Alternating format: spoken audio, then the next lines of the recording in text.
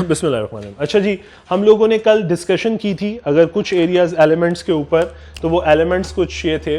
हमने ऑफर पे बात की, ठीक है जी। उसके बाद हमने एक्सेप्टेंस पे बात की, और मैंने कहा था कि अब हम अपने जो क्लासेस को आगे लेके चलेंगे हम इन एलिमेंट्स की डेप्थ में जाते चले जाएंगे, ठीक है, अनटिल और अनलेस जब तक हम कॉन्ट्रैक्ट तक नहीं पहुंचते। फिर एक्सेप्टेंस के बाद हमने थोड़ी सी बात कंसिडरेशन की थी, ठीक है जी। उसके बाद एग्रीमेंट पे थोड़ी बात की थी, और लास्ट में हम कॉन्ट्रैक्ट तक पहुंच गए थे। चलें जी, जरा आते हैं। हम लोगों ने मैंने आपको कुछ होमवर्क दिया था पढ़ने के लिए, तो जरा इसको अब यहीं से पढ़ना जल्दी जल्दी शुरू करता हूं और खत्म करता हूं। प्रपोजल पे डायरेक्ट आ रहा हूं, कमेंसमेंट तो शायद उसमें कोई प्रॉब्लम नहीं है। 1.2 पे डायरेक्ट आ रहा हूं। प्रपोजल कहते हैं when one person signifies to another his willingness to do or abstain from doing, मतलब to do something or not to do something. जब एक पर्सन अपनी विलिंगनेस शो कर रहा है कि वो कुछ करना चाहता है या किसी काम से रुक जाना चाहता है, with a view to obtaining the assent of that person, यानी दूसरे बंदे की रजामंदी हासिल करने के लिए। ऐसा ही है, हमने क्या लेनी है? एक्सेप्टेंस बदले में। He is said to make a proposal, तो वो प्रपोजल कर रहा है, वो ऑफर कर रहा है, और प्रपोजल को ही आप नाम दे रहे हो किसका? ऑफर का। सो एग्जाम्पल 1 सबने पढ़ ली घर से, कोई प्रॉब्लम इसमें? अच्छा, एक क्लास का और रूल छोटा सा बनाएंगे हम लोग आज के दिन में ही जी, आज के दिन में ही, और वो ये है कि इस क्लास में कोई ह्यूमिलेशन फील नहीं करेगा किसी भी किस्म की। अगर उसे कोई एग्जाम्पल समझ नहीं आती तो वो हाथ खड़ा करके पूछेगा, इर्रिस्पेक्टिव के बाकी क्लास को समझ आ गई है, ठीक है, डे एंड तक। कोई भी एग्जाम्पल, मतलब आसान सी एग्जाम्पल भी नहीं समझ आई ना, तो इट्स माई ड्यूटी कि मैं आप लोगों के साथ शेयर करूं। मेरे लिए वो एक बच्चा भी इंपॉर्टेंट रहेगा और कोई किसी का मजाक नहीं उड़ाएगा। डन, ठीक है। चलें, आसान सी एग्जांपल भी कोई प्रॉब्लम वाली, क्योंकि मेरा हैबिट ये रहती है मैं एग्जांपल हमेशा बच्चे से पढ़वाता हूं ताकि उसने जो प्रोविजन ऑफ लॉ समझी है वो उसकी एप्लीकेशन भी जरा समझ जाए, ठीक है। लें जी, चलें आगे, प्रॉमिस पे आते हैं। कहते हैं when the person to whom the proposal is made signifies his assent to it, मतलब अपनी एक्सेप्टेंस दे देता है, रजामंदी दे देता है, the proposal is said to be accepted. A proposal when accepted becomes a promise. तो हमने ये पढ़ ली थी बातें कि प्रॉमिस बन जाएगा, और प्रॉमिस के बाद इन दोनों के नाम क्या हो गए थे? प्रॉमिजर और प्रॉमिजी। लो जी, प्रॉमिजर एंड प्रॉमिजी। कहता है the person making the proposal is called the promisor and the person accepting the proposal is called the promisee. मेरा ख्याल है यहां पे भी कोई प्रॉब्लम नहीं। और एक लास्ट में एक बात लिखी हुई है, प्रॉमिजर ऑफरर ही था और प्रॉमिजी ऑफरी ही था। एग्जाम्पल 3 सबको समझ आ गई थी? आगे चल रहा हूं मैं, जरा जल्दी चल रहा हूं, मुझे लग रहा है आप पढ़ के आए हो, सब पढ़ के आए हो। चलो, जो नहीं पढ़ गया है वो साथ साथ पढ़ ले please. Agreement, every promise forming the consideration for each other.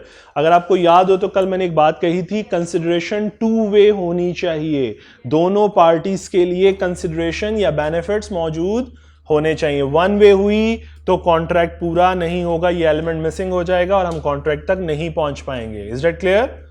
चलो जरा ये आगे डायग्राम भी समझ आ गई। Promise plus consideration is equal to agreement. Example 4 सबने पढ़ी है? जिसने नहीं पढ़ी प्लीज जल्दी से पढ़ ले। कॉन्ट्रैक्ट जी, एग्रीमेंट आगे एनफोर्सेबल बाय लॉ हो तो वो कॉन्ट्रैक्ट बन जाता। डन, यहां तक भी समझ आ गई। आगे चलते हैं। Enforceability, every contract is an agreement but every agreement is not always a contract। ये बड़ी प्यारी बात थी, आपको शायद इल्म होगा कि हमने यूं कुछ किया था, हमने कहा था एग्रीमेंट में एनफोर्सेबिलिटी का तड़का लगा दो, ठीक है, तो आपका बनता था कॉन्ट्रैक्ट। लेकिन कुछ ऐसे एग्रीमेंट भी तो कल डिस्कस किए थे जो एनफोर्सेबल बाय लॉ नहीं थे, जिसमें मैंने, अगर आपको याद हो तो वो चर्च की ड्रग्स की एग्जांपल डिस्कस की थी, ठीक है। या फिर दूसरी एग्जांपल मैंने सोशल डोमेस्टिक जो एग्रीमेंट्स थे उनके ऊपर एक एग्रीमेंट डिस्कस किया, मिस्टर और मिसेस सलमान के ऊपर। वो क्या थे? वो एग्रीमेंट तो थे बट वो कॉन्ट्रैक्ट नहीं थे। इसका मतलब अगर मैं इसकी पिक्चर कुछ ऐसे डेवलप करूं तो मैं यूं कह देता हूं, ये सारे एग्रीमेंट्स हैं, इनमें से जो एनफोर्सेबल बाय लॉ होगा वो कॉन्ट्रैक्ट बन जाएगा। ये बात समझ आई कुछ? इसका मतलब है तमाम वो एग्रीमेंट्स जो कि इन्फोर्सेबल बाय लॉ हैं वो कॉन्ट्रैक्ट हैं, लेकिन अगर दूसरे वे में देखें तो तमाम कॉन्ट्रैक्ट्स एग्रीमेंट तो हैं ही। सो ये बात डायग्राम समझ आई? जी बेटे।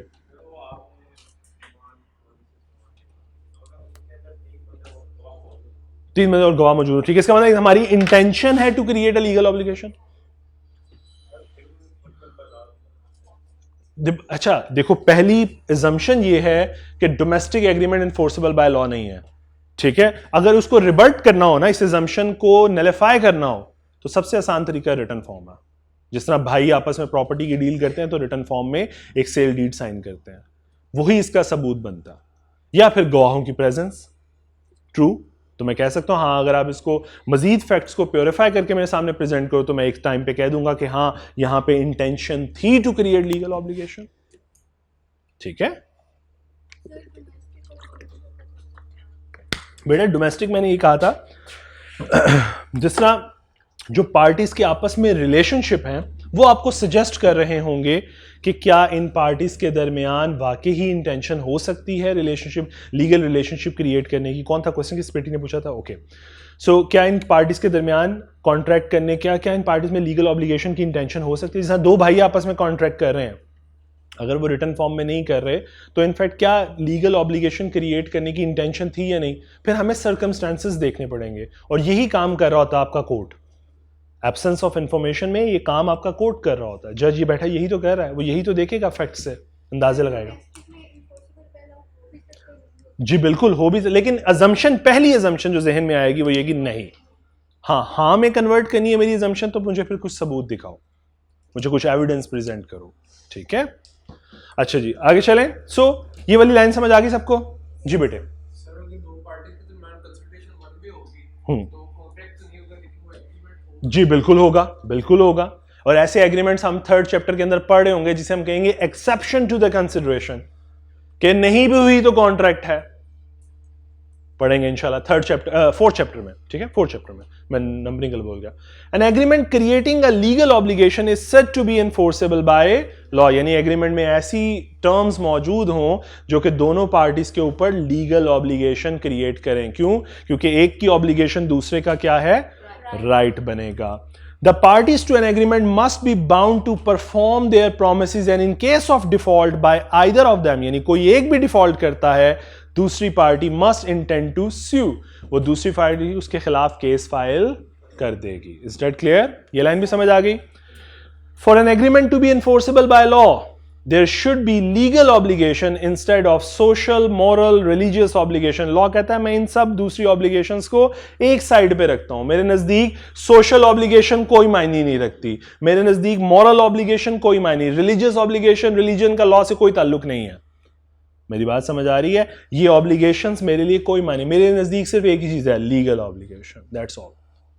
आपको जी मिसेस सलमान, मिस्टर सलमान को ये पूरा करना चाहिए था, ये तो सोशल ऑब्लिगेशन थी, या सलमान को ये काम करवाना चाहिए था, ये सोशल ऑब्लिगेशन थी, ठीक है। तो ये सोशल ऑब्लिगेशन लॉ की नजर में कोई हैसियत नहीं रखती, मॉरल ऑब्लिगेशन कोई हैसियत नहीं रखती, ठीक है। समटाइम्स आप अनएथिकल होगे लेकिन लॉ की नजर में आप लीगल होगे। सो अनएथिकल का लीगल से कोई ताल्लुक नहीं है, आप लीगल हो अनएथिकल हो कोई फर्क नहीं पड़ता, ठीक है। मेरी बात समझ आ रही है? जैसा फॉर एग्जांपल अभी पिछले दिनों बड़ी एक मीम बन गई थी कि वो विकेट कीपर, वो सॉरी इंडियन किसी बॉलर ने वो विकेट स्टंप उड़ाए उसको मूव करते हुए, वो देखिए किसी ने मीम या नहीं? तो वो गलत है, वो एथिकल, अनएथिकल है। स्पोर्ट्समैनशिप में वो अनएथिकल हरकत है कि आपने बॉलिंग से पहले ही विकेट आउट कर दिया उसको, राइट? वो गलत हरकत है ना, लेकिन लीगल है, आउट हुआ वो खिलाड़ी, ठीक है। ऐसा ही है ना? तो ये क्या है? इसका मतलब लीगल बाउंड्रीज प्रिवेल कर जाती हैं, लीगल ऑब्लिगेशंस हमेशा, या लीगल जो भी लॉ है वो प्रिवेल कर जाता है ओवर द सोशल ऑब्लिगेशन या एथिकल ऑब्लिगेशंस, ठीक है जी। एग्जांपल 5 पढ़िए जी प्लीज एक दफा।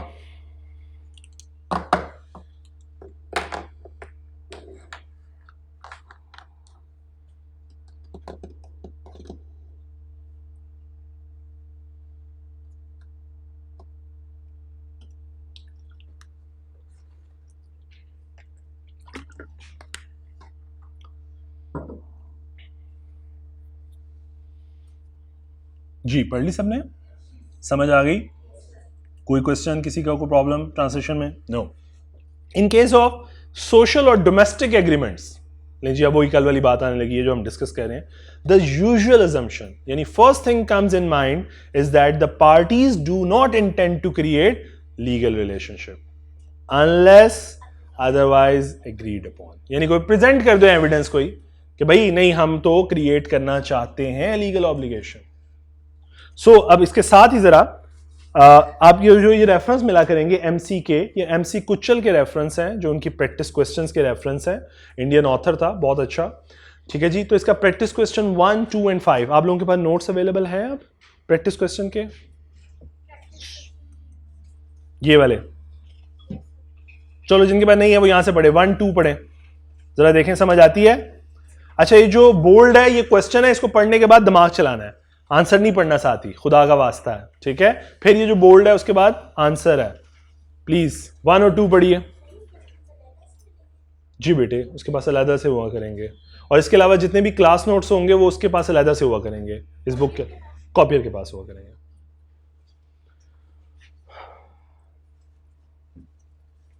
जरा पहले सिर्फ बोल्ड पढ़ा करेंगे, फिर इस जो ढक्कन लेके फिर रहे होते हैं इसको चलाया करेंगे. ठीक है. पीपा लेके घूम रहे होते हैं इसको बजाया करें थोड़ा सा क्लास में, और फिर उसके बाद आपने सोल्यूशन पढ़ना करना है. ठीक है जी. तो जरा पढ़िए प्लीज 1 और 2.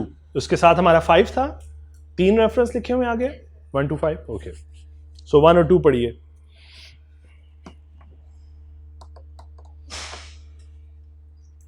आपको प्रोविजन ऑफ लॉ में क्लैरिटी मिलेगी जरा मजीद. जी बेटे. सॉरी बेटे. फेल्स टू टर्न अप आया नहीं, इनवाइट किया आया नहीं, एक्सेप्ट कर लिया आया नहीं.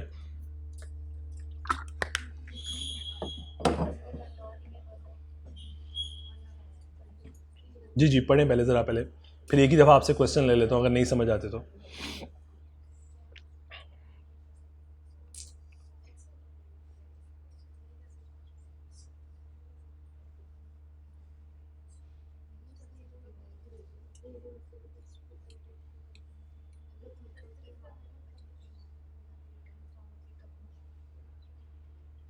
जी डन, सबने पढ़ लिया.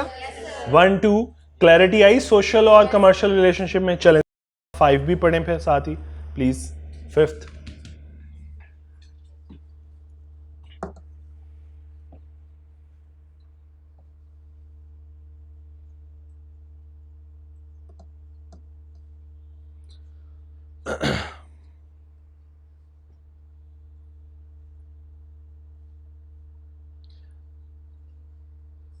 अच्छा अब एक चीज समझा दूं, आपको लग रहा है कि हम क्या पढ़ रहे हैं, तो एक चीज समझा दूं. जिस तरह फॉर एग्जांपल आपको इस तरह कुछ केस स्टडीज के नीचे, जैसे 5 ही है, इसके नीचे ये केस स्टडीज नजर आ रही हैं, बेल्फोर और वर्सेस बेल्फोर. मैं ये समझा देता हूँ एक चीज छोटी सी.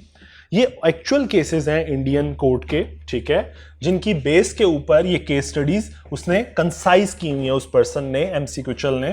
ठीक है.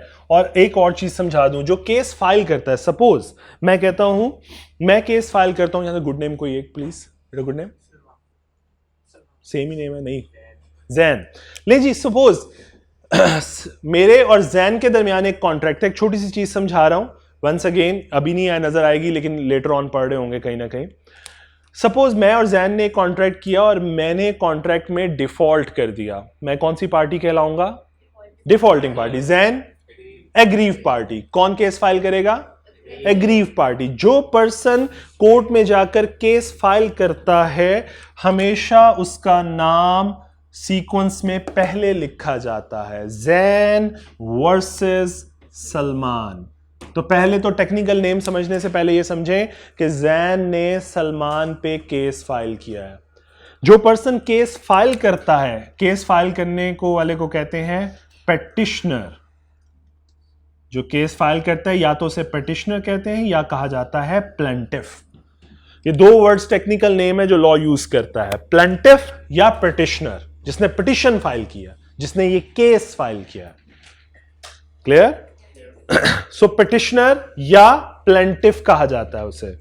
और जिस पर्सन के ऊपर केस फाइल किया है, जाहिरी बात है उसने अब इस केस को डिफेंड करना है कि मेरे पे इल्जाम लगा है, इसे डिफेंडेंट कहा जाता है. सो मैंने दो नाम क्लियर कर दिए.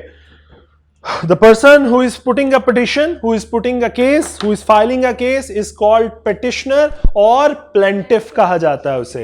और जिस person के खिलाफ केस फाइल किया जाता है या जिसने डिफेंड करना है केस को, उसे डिफेंडेंट कहा जाता है. Is that clear? इसका मतलब aggrieved पार्टी petitioner बन जाती है और डिफॉल्टिंग पार्टी डिफेंडेंट बन जाती है. ये बात समझ आई?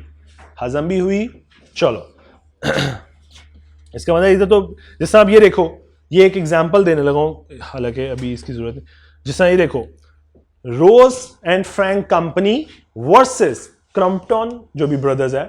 इसका मतलब ये हुआ, इसमें प्लेंटिफ कौन है? रोज एंड फ्रैंक कंपनी, और डिफेंडेंट क्रम्पटन जो भी नाम है इसका कंपनी. इसका मतलब इस कंपनी ने इस पे केस फाइल किया. Is that clear? ये बात समझ आ गई? याद रहेगी? चलो लें जी, वापस आते हैं. इन कमर्शियल और business agreement the usual assumption is that, यानी your first thing comes in mind is that the parties intend to create legal relationship unless otherwise agreed upon. यानी इसमें पहली थिंग यही है कि हाँ भाई लीगल रिलेशन तो है, हाँ कुछ इसके बरक्स करना चाहो तो तय कर सकते हो. लें जी, प्रैक्टिस क्वेश्चन 6 देखते हैं जरा. चलें जी प्लीज. 6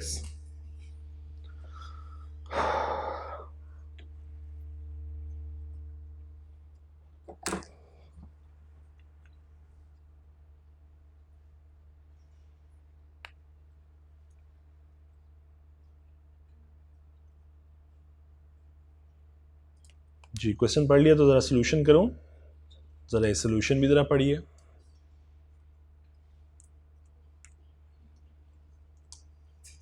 कहने को ये कमर्शियल एग्रीमेंट था, but unless otherwise agreed upon. बात समझ आई है सबको?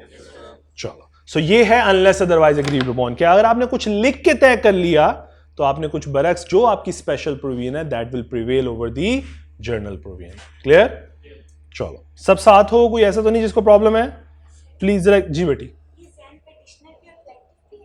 नहीं, मैं कह दोनों एक ही नाम है, या पिटिशनर कह ले या प्लेंटिफ कह ले. और है, दोनों टर्म्स यूज की जाती हैं लॉ के अंदर. समटाइम्स कोर्ट यूजुअली पिटिशनर का वर्ड इस्तेमाल करती है, लेकिन लॉ की टर्म में प्लेंटिफ भी बोला जाता है इसको. जी, एग्जाम्पल 6 प्लीज एक दफा पढ़ लें, फिर उसके बाद हम आगे चल रहे हैं जल्दी से.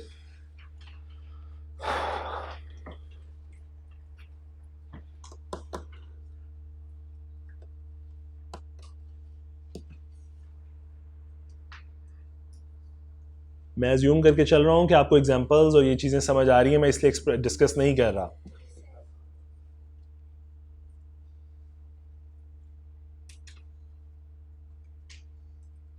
जी, एग्जांपल 6 समझ आ गई सबको?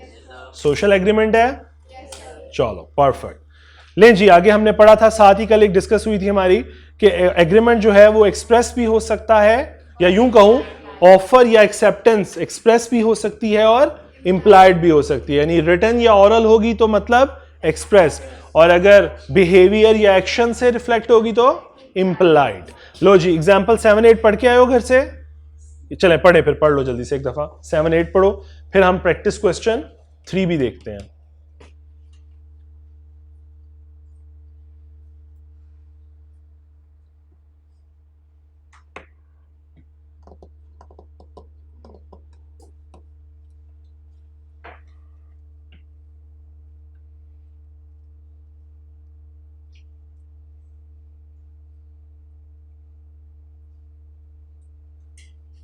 जी डन. दो सबको समझ आई है? कोई ऐसा जिसको ट्रांसलेशन इशू या ना समझ आई हो? पक्की बात है? चलो जरा प्रैक्टिस क्वेश्चन. ये देखिए 3 रेफरेंस है, तो जरा 3 देखते हैं. जिनके पास नोट्स है वो नोट से देख लें, बाकी यहाँ बहरहाल उसी जैसी एक एग्जांपल शायद यहाँ पे भी अवेलेबल है. प्लीज जल्दी से जरा पढ़ लें. वो इशू पॉलिशिंग की एग्जांपल है.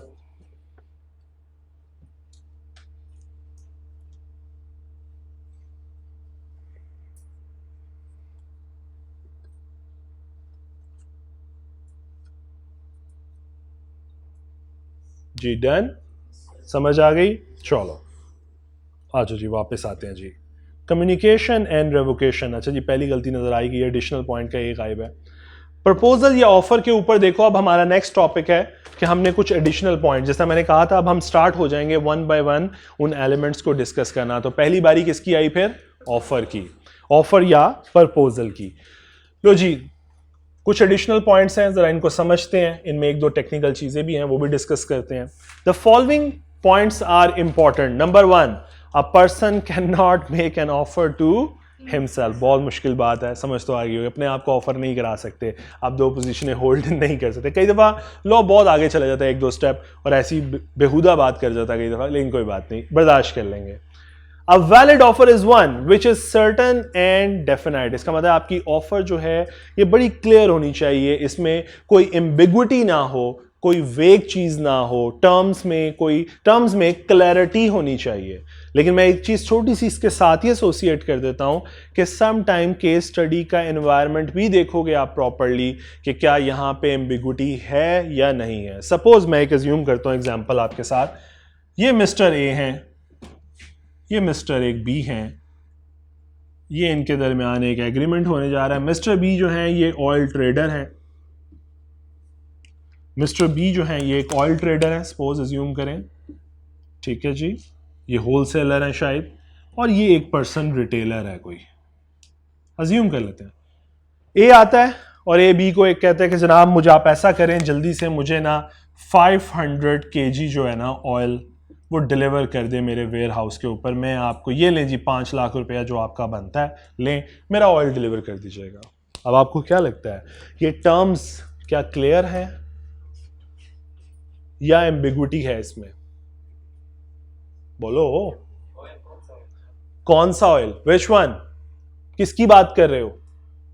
कौन सा ऑयल भेजूं? अगर मैं मल्टीपल ऑयल्स में डील करता हूं तो मैं कौन से वाला भेजूं? लेकिन अगर मैं कहूं, सर्कमस्टेंसेस को देखूं केस के, और मैं कहूं ये पर्सन सिर्फ और सिर्फ से कोकोनट ऑयल या कुकिंग ऑयल में डील करता, और कुकिंग ऑयल में भी सिर्फ एक ब्रांड में डील करता, डिस्ट्रीब्यूटर ऐसे वटएवर, किसी भी ऑयल ब्रांड का नाम ले लें, से उनका डिस्ट्रीब्यूटर है, हबीब है ना, हाँ हबीब का नाम ले लें जी, हबीब वालों का डिस्ट्रीब्यूटर है। तो अब अगर आके पर्सन ये कहता है मुझे 500 kg भिजवा दें, तो मतलब टर्म्स क्लियर है। So, ये इंप्लाइड नहीं, कॉन्ट्रैक्ट इंप्लाइड कहां से आ गया? एक्सप्रेस हो रहा है, ओरल फॉर्म में हो रहा है। टर्म्स की क्लैरिटी को इंप्लाइड से कनेक्ट ना करो, टर्म्स की क्लैरिटी को। ये टर्म्स की क्लैरिटी पे बात हो रही है कि हाँ, देखने में ऐसा लग रहा था कि टर्म्स में क्लैरिटी नहीं, बट अगर जब हमने पूरे केस को स्टडी किया तो पता लगा हाँ वो तो डीलर ही खाली कुकिंग ऑयल का है, तो ठीक है, उसने वही मांगा और उसने वही दिया है। प्रज्यूम कर लिया गया कि सिर्फ बात ही हबीब कुकिंग ऑयल की हो रही है। बात समझ आई जी? तो टर्म्स की क्लैरिटी के हवाले से मैंने छोटी सी चीज इसके साथ एसोसिएट की है कि आप एक दफा फैक्ट्स को देख लीजिएगा, आंखें बंद करके नहीं कह देंगे कि टर्म्स में क्लैरिटी नहीं है। समटाइम्स दिखने में नहीं नजर आएगी, लेकिन आपको इस तरह का अगर फैक्ट्स शेयर कर दिए जाएं तो फिर टर्म्स में क्लैरिटी मौजूद है। Is that clear? So offer में क्लैरिटी होनी चाहिए। ऑफर में भी सब्जेक्ट टू कंडीशन, जनाब आप कंडीशन एसोसिएट कर सकते हैं। ले जी, ऑफरर के पास एक ऑप्शन मौजूद होगी कि ऑफर जो है वो कंडीशनल ऑफर हो सकती है। जनाब मैं अपनी चीज बेच रहा हूं या मैं कोई चीज ऑफर कर रहा हूं, I want to do something for you और not to do something for you, तो मेरे पास ये राइट मौजूद है कि मैं कंडीशन एसोसिएट करना चाहूं तो कर दूं, किसी भी किस्म की।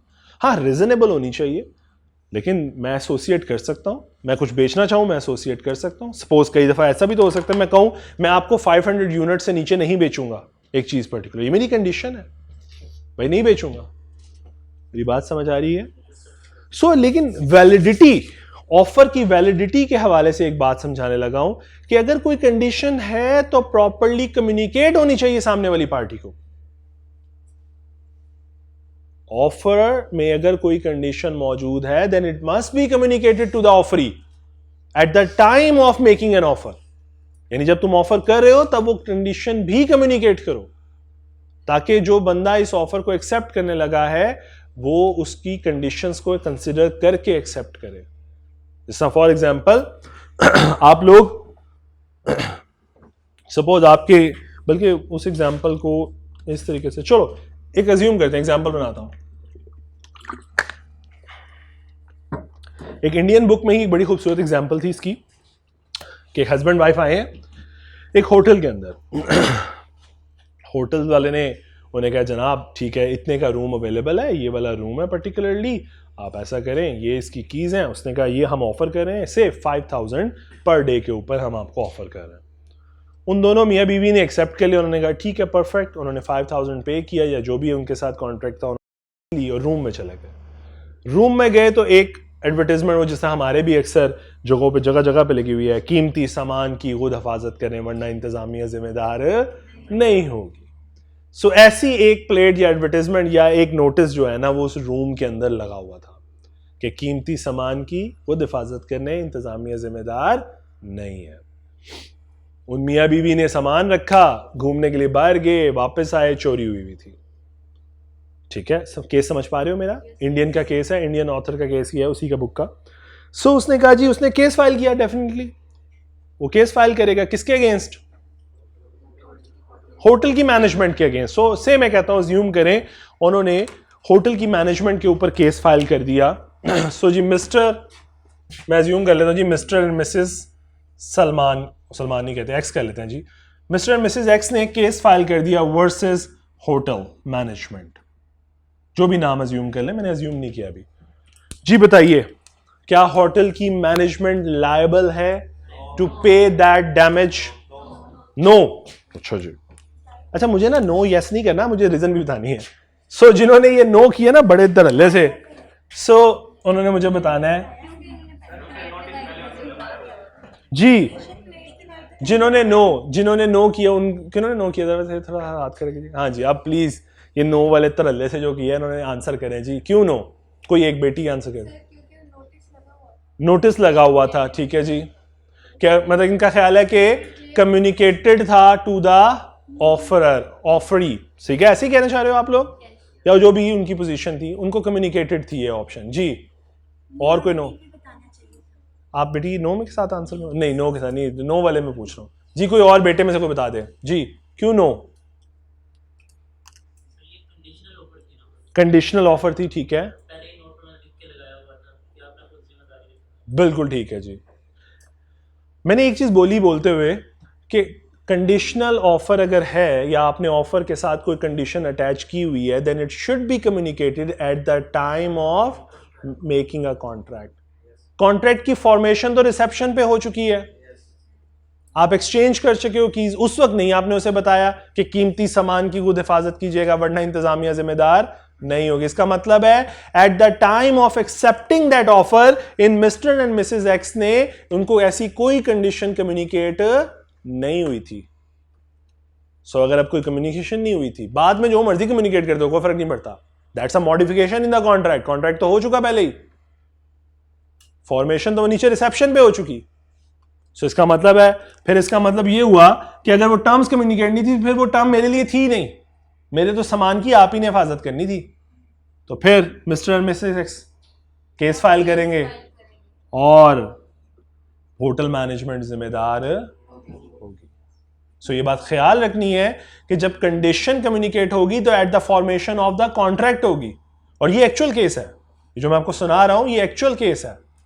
उन्होंने कहा जनाब, अच्छा अब कुछ बच्चे फिर ना ऐसे शहजादे होते हैं, कहते हैं सर आपने कभी देखा नहीं होटल में पहले रूम दिखाया जाता है, रूम देखा होगा उन्होंने, तख्ती। अच्छा अज्यूम नहीं करने फैक्ट्स, एग्जामिनर ने आपको जितने फैक्ट्स दे देने हैं आपने उस बाउंड्री के अंदर रहते हुए केस डिसाइड करना है।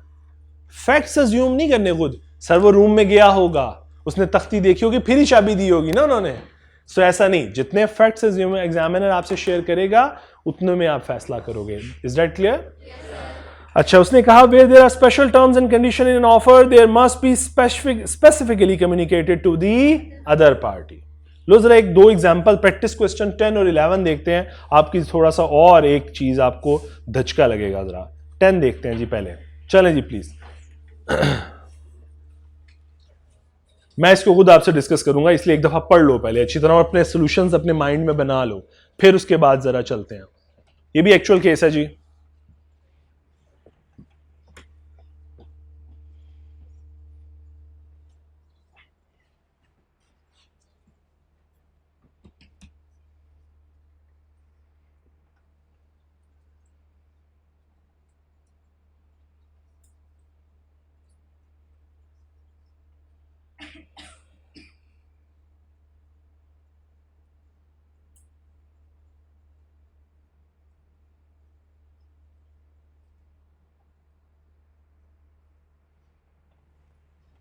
इसमें एक और मजेदार चीज मिलेगी आपको,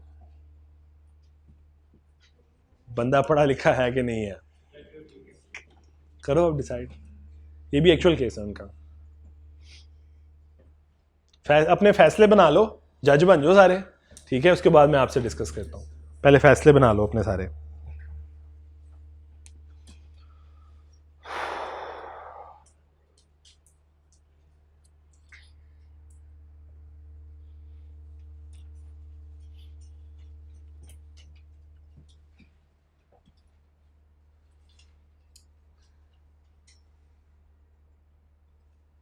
जी, जब पढ़ चुके हैं तो मुझे बता दीजिएगा।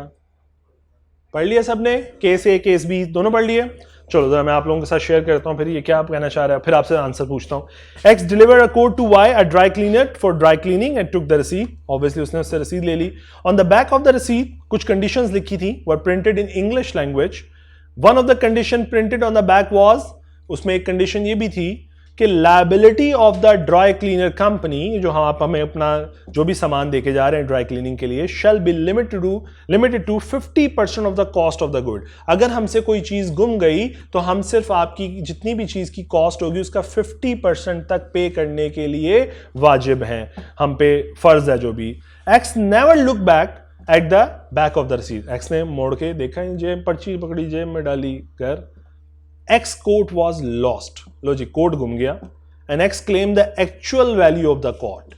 उसने और कोट के उसने उस पर्टिकुलर ड्राई क्लीनिंग कंपनी के ऊपर केस फाइल कर दिया। तो केस हुआ X versus dry cleaning company. Discuss the legal position in each of the following alternative cases। Case number 1 आपके सामने रखा जा रहा है। If there was nothing on the face of the receipt to draw the attention to the conditions printed on the back side and X was a graduate in English। X पढ़ा लिखा है, रसीद के फ्रंट के ऊपर ऐसी कोई बात नहीं लिखी हुई थी जिसके ये कहा हो गया पीछे जरा मुड़ के देखिएगा, पीछे तो देखो, ऐसा कुछ नहीं लिखा हुआ था, ठीक है।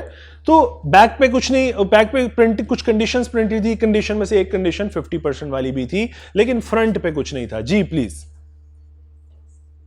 जी, क्या कंडीशन, मैं ये पूछना, चले मैं क्वेश्चन को दोबारा स्टेट कर देता हूं, क्या कंडीशन कम्युनिकेट हुई by the dry cleaning company? No. अच्छा जी, और अगर ड्राई क्लीनिंग कंपनी ने कंडीशन कम्युनिकेट नहीं की तो फिर कितना पे करेगी ड्राई क्लीनिंग कंपनी? 100% फी पे करेगी, कोर्ट की कॉस्ट पे करेगी, 100% पेमेंट होगी। लो जी, ये कंक्लूजन। दूसरा मजे का है, if on the face of the receipt the words see back were printed in the English but X did not. मेरे जैसा अनपढ़ बंदा चला गया है, लेकिन लिखा हुआ है सी बैक। जी अब बताइए, क्या कंडीशन कम्युनिकेट हुई? यस और नो? हुई है, लेकिन मैं तो पढ़ा लिखा नहीं हूं, ये हमारा मसला नहीं है। इग्नोरेंस ऑफ लॉ, या आप लिटरेट नहीं हो, मैं एक टर्म बोल देता हूं पहले, ignorance of law is not an excuse. तो ये एक्सक्यूज नहीं बनेगा कि आप पढ़े लिखे नहीं हो, उनकी तरफ से आपके लिए इंफॉर्मेशन गिवन थी, आपने नहीं पढ़ी, ये आपका नुकसान है। मतलब कभी ऐसा हुआ कि इशारा तोड़ा हो, रेड सिग्नल आगे, वही वार्डन साहब ने रोक लिया और उन्होंने कहा सर रेड पे रुकते हैं? कभी ऐसे करके देखना, कभी ऐसे एक एक्सपीरियंस करके देना, सर अच्छा रेड, मैं समझा था ग्रीन पे रुकते हैं। चलान माफ कर देगा, बख्श देगा तुम लोगों को? नहीं, वो कहेगा सर आपका डबल चलान करता हूं, फिर आपको समझ आएगी, अगली बार रेड पे रुकते हैं।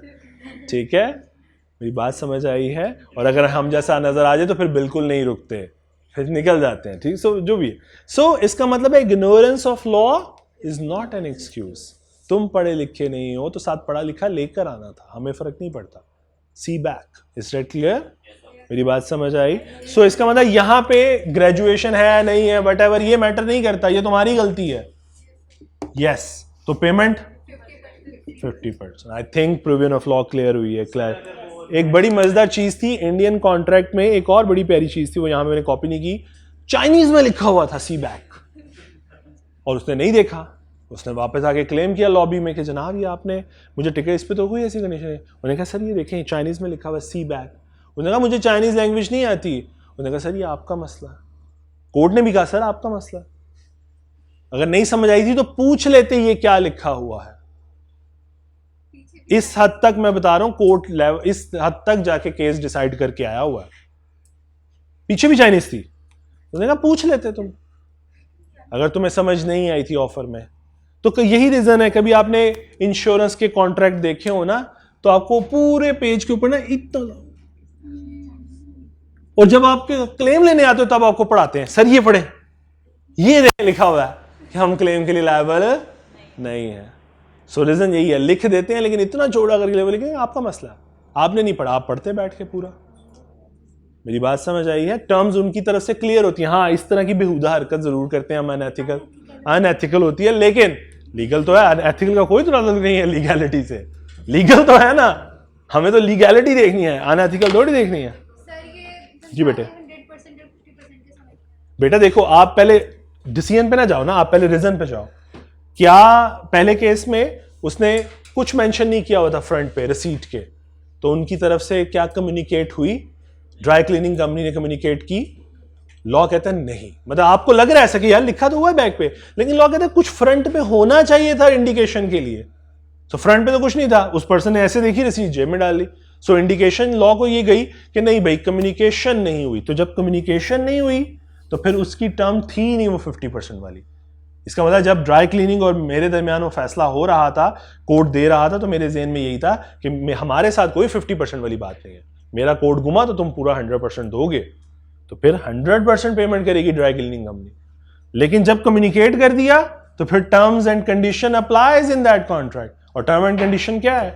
यही condition, the liability of the dry company shall be limited to 50%। तो फिर वो 50% वाली कंडीशन।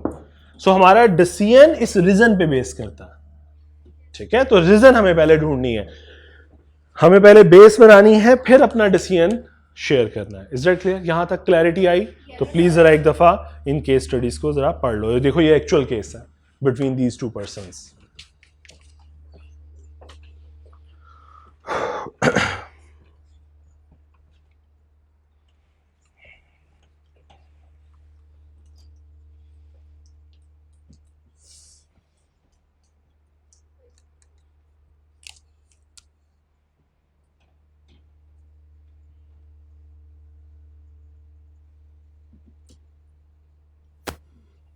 जी डन? सॉल्यूशंस अलायंस हो गया आपके साथ? ओके। सो ये एक्चुअल केस था। एक्चुअली 1872 का कॉन्ट्रैक्ट है ना, तो तब तो हिंदू मुसलमान सब भाई भाई थे, समझ पा रहे हो? वो 1947 में पैदा हुए हो ना, तो उससे पहले तो सब कॉन्टिनेंट का हिस्सा थे। तो उन्हीं के लिए वो भी यही एग्जाम्पल यूज करते हैं, हम भी वही कोर्ट की एग्जाम्पल्स यूज करते हैं, क्योंकि और कोई ऑप्शन नहीं है। तब सब इकट्ठे समझे थे। ठीक है जी, चलो आ जाओ आगे। सो 10-11 हो गई। नेक्स्ट पॉइंट बस कंक्लूड करते हैं उसके बाद। आई नो थोड़ा सा टाइम ऊपर हो गया, लेकिन लास्ट पॉइंट कंक्लूड करके फिर चलते हैं, ठीक है? An offer is different from an invitation to an offer. ले जी, ये बड़ी इंपॉर्टेंट बात है। अब देखो ना, हम ऑफर को समझ रहे हैं, एलिमेंट को, तो हम ड्रिल डाउन करते जा रहे हैं ऑफर को मजीद समझने के लिए। तो लॉ कहता है ऑफर को इन्विटेशन टू ऑफर से कंफ्यूज मत कीजिएगा। इन्विटेशन टू एन ऑफर को समझाने से पहले मैं जरा आसान एग्जांपल समझाता हूं। आप में से कोई पर्सन से जैन साहब ही गए, जैन साहब चढ़ गए, आज नाम याद हो गया, जैन साहब ही गए हैं एक शॉपिंग मॉल के अंदर और इन्होंने एक पर्टिकुलर प्रोडक्ट वहां से उठाई। से मैं कहता हूँ 500 रुपीज़ की थी, इनको लगा इनके बारे में है, जेब में आती है खर्चे में, तो इन्होंने आए काउंटर के ऊपर आगे कहा कि सर ये प्रोडक्ट है जो मैं परचेज़ करना चाहूँ, से ये प्रोडक्ट है ये मैं परचेज़ करना चाहता हूँ 500 रुपीज़ की, ये 500 रुपया। उन्होंने कहा सर आपकी शक्ल देख मुझे पसंद नहीं आई, हमने आपको नहीं बेचनी, हम नहीं बेच, हम हमें अच्छे नहीं लगे। बुरा नहीं बनाना बेटे, डायरेक्ट अटैक नहीं कह रहा, बस वैसे ही समझाने के लिए बोल रहा हूँ, बुरा नहीं बनाना किसी ने भी क्लास में। सो ये ना हो बाहर निकले सर आए जरा नहीं। सो उन्होंने कहा जी हमने आपको नहीं बेचनी। सो अब मुझे एक बात बताइए, जरा समझिए थोड़ा सा, ये क्या रोला मचाएगा जैन? देखो कॉन्ट्रैक्ट हमेशा बाइंडिंग, पहले एक चीज समझ लो, कॉन्ट्रैक्ट हमेशा बाइंडिंग है। Offer, acceptance, consideration, agreement, enforceable वाला ये सब मुकम्मल हो गए तो कॉन्ट्रैक्ट है, और contract always binding on both parties. Binding mean दोनों पार्टीज का लीगल ऑब्लिगेशन पूरा करना लॉ की नजर में जरूरी। सो अब बताओ ये क्या रोला डालेगा?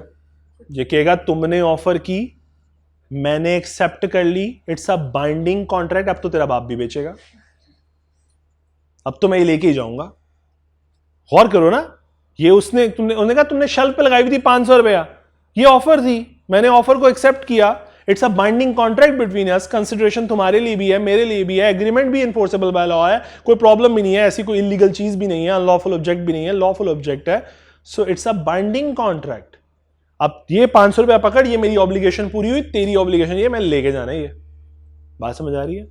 सो लॉ फिर समझा रहा है कि नहीं भाई, offer is different from an invitation to an offer. ये जो रैक में चीज पड़ी हुई थी ना शॉपिंग मॉल में, जब जाते हो और जितने रैक्स में वो जो चीजें पड़ी होती हैं with a sale price, it's an invitation from the owner कि भाई आइए हमें ऑफर कीजिए, ये प्राइस है, ये प्रोडक्ट है, ऑफर कीजिए. ये जस्ट डिससेमिनेशन ऑफ इंफॉर्मेशन है. हम आपसे इंफॉर्मेशन शेयर कर रहे हैं चीज की कि ये चीज देखिए कैसी है, ये 500 रुपए की है, लेना चाहते हैं तो ऑफर कीजिए.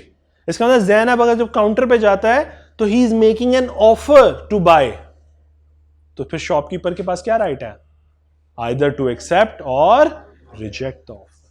सो अगर वो इसको चीज नहीं बेचता तो उसने ऑफर रिजेक्ट कर दी, और once an offer is rejected तो फिर अगले एलिमेंट्स की तो बात ही ना करो, कॉन्ट्रैक्ट तो बहुत दूर की बात है, ऑफर ही रिजेक्ट हो गई. सो अब समझो कि इसका मतलब आज के बाद जब भी शॉपिंग मॉल पे जाओगे याद रखना तुम इनविटेशन टू एन ऑफर है, वो ऑफर तुम लोग करते हो. लॉ पोजीशन क्लियर कर रहा है सिर्फ तुम लोगों की कि तुम इस पोजीशन में ऑफरर हो, ऑफरी नहीं हो, ऑफरी शॉपकीपर है. इसी तरह जितनी न्यूज़पेपर में एडवर्टाइजमेंट आती है, टीवी पे एडवर्टाइजमेंट आती है, वो क्या है? ऑफर है? नहीं, इनविटेशन टू एन ऑफर. आपको कहा जाता है 50% डिस्काउंट, आप दुकान पे जाओगे, नहीं सर नहीं है, खत्म हो गया डिस्काउंट. आप कहोगे मैंने टीवी देखा था इतने बज के इतने मिनट पे, ऑफर थी, एक्सेप्ट कर ली, now it's a binding contract, ये कॉन्ट्रैक्ट तो अब तुम एग्जीक्यूट करोगे. सर हम दे ही नहीं रहे डिस्काउंट, ऑफर आपने करनी है, वो तो इनविटेशन था कि आइए तशरीफ लाइए, ये चीज है. सो एडवर्टाइजमेंट क्या हुई? Invitation to an offer. वो शॉप क्या हुई? Invitation to an offer. वो रैक्स, वो जो शॉपिंग मॉल लगा, वो सारा invitation to an offer. You are the person who is going to make an offer. Similarly तीसरी चीज, ऑक्शन सेल. कभी वो नीलामी देखी है? वो जो बंदा वहां खड़ा कहता है कि फॉर एग्जाम्पल ये प्रॉपर्टी बिकने जा रही है, सपोज ये लैपटॉप बिकने जा रहा है, नीलामी स्टार्ट होती है 5 लाख रुपए से. What he is doing? Invitation to an offer.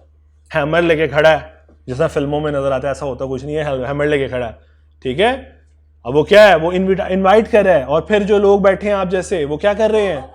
Offer करते हैं, बिड लगाते हैं. Sir 5 lakh, 5.5, 6, 7, 8, 1, 2, 3, 8 sold. So in fact he is actually the acceptor, the offeree. Now who is making an offer? All of you. आप लोग जो bidder हैं वो offeror हैं.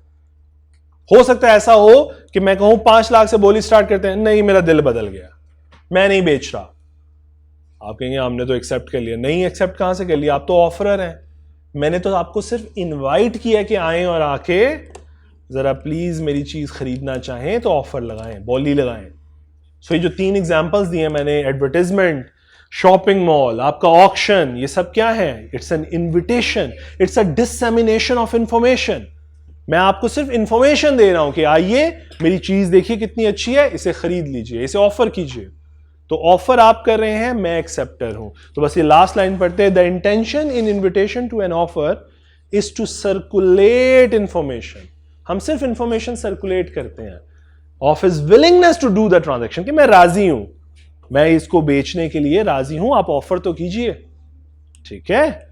सच इंटेंशन आर नॉट ऑफर. ये जो इंटेंशन है शॉपकीपर की, ऑक्शनर की, ये ऑफर नहीं है. And do not equal to promise on acceptance. और ना ही इसको एक्सेप्ट कर लेने से आप फौरन से पहले कहेंगे कि ये तो प्रॉमिस बन गया. You are making an offer, I am accepting it, it's becomes a promise. ना ना ना ना, it does not equal to promise on acceptance. ये एक्सेप्टेंस पे प्रॉमिस नहीं बनेगा. क्लियर हुई बात की? बस यहीं से आगाज करेंगे. अल्लाह ताला आप सबको आसानी अता फरमाए. जी बेटे. ना एग्जाम्पल कोई याद नहीं करनी, ना एग्जाम्पल, ना प्रैक्टिस क्वेश्चन, कुछ भी नहीं. सिर्फ प्रोविजन ऑफ लॉ आपके लिए काम करेगी. जी नोट्स बेटा कॉपियर के पास हैं ऑलरेडी.